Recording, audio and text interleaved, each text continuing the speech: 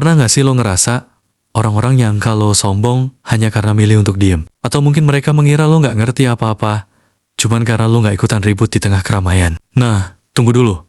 Ada yang lebih dalam dari sekadar asumsi itu. Dari kecil, kita diajarkan kalau yang banyak ngomong itu dianggap pintar, yang aktif selalu dibilang hebat, dan yang rame pasti pede.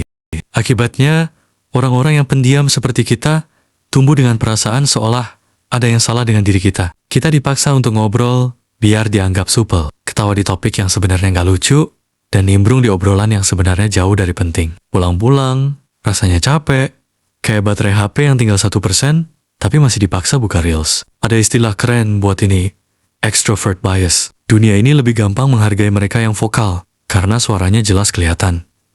Tapi, proses berpikir kita, itu nggak kelihatan. Makanya, seringkali orang mengira kita kosong. Padahal, saat kita diam, otak kita lagi kerja keras, kita nyimpen data, baca situasi, nilai orang, dan nyusun respon. Kita bukan lambat, kita justru presisi. Bedanya, jauh. Bayangkan deh, lagi debat panas, lawan kita ngomong nonstop, kayak podcast tanpa sponsor, mulut kita tuh pengen nyerang balik. Tapi kita tahan. Kita diam 10 detik, dan mereka kira kita kalah. Padahal, di kepala kita lagi jalan 3 proses, baca emosi dia, cari lubang logikanya, dan nentuin apakah orang ini layak diladenin atau enggak. Kadang, diam itu bukan berarti kalah. Kadang, lawannya aja yang gak worth it. Di tengah keramaian, kita sibuk melihat. Sementara mereka sibuk ngomong. Mereka gak sadar siapa yang palsu. Tapi kita udah tahu, kita bisa mencium drama yang bakal meledak jauh sebelum itu terjadi. Kita tahu siapa yang manipulatif dari senyum yang terlalu manis, dan siapa yang iri dari pujian yang nadanya aneh. Karena saat orang lain sibuk didengar, kita sibuk memahami. Jadi, berhenti deh bilang, maaf ya, aku orangnya diem. Lah, emang kenapa?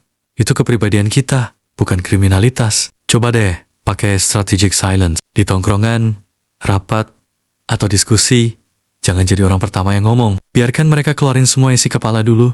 Gratis. Kita dengerin, kita rangkum, dan kemudian kita ucapkan satu kalimat yang nembus semuanya.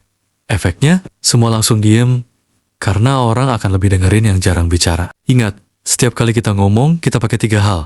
Energi, perhatian orang, dan kredibilitas. Kalau setiap menit kita ngoceh soal hal receh, nilai kata-kata kita turun. Makanya ada orang yang ngomong terus, tapi nggak ada yang dengerin. Sementara ada juga yang cuma bilang 1 kalimat, dan ruangan langsung tenang.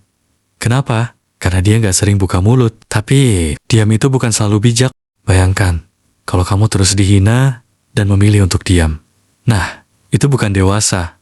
Itu namanya menyerah. Atau ketika batasanmu dilanggar, dan kamu tetap terdiam. Itu bukan sabar.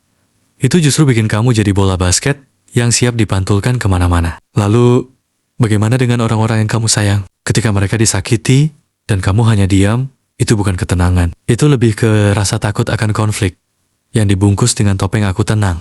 Kekuatan sejati bukan tentang selalu diam, tapi lebih kepada mengetahui kapan waktu yang tepat untuk hening, dan kapan saatnya untuk mengguncang meja. Buat kamu yang sering dibilang kaku, kurang asyik, atau terlalu pendiam, dengar ini baik-baik.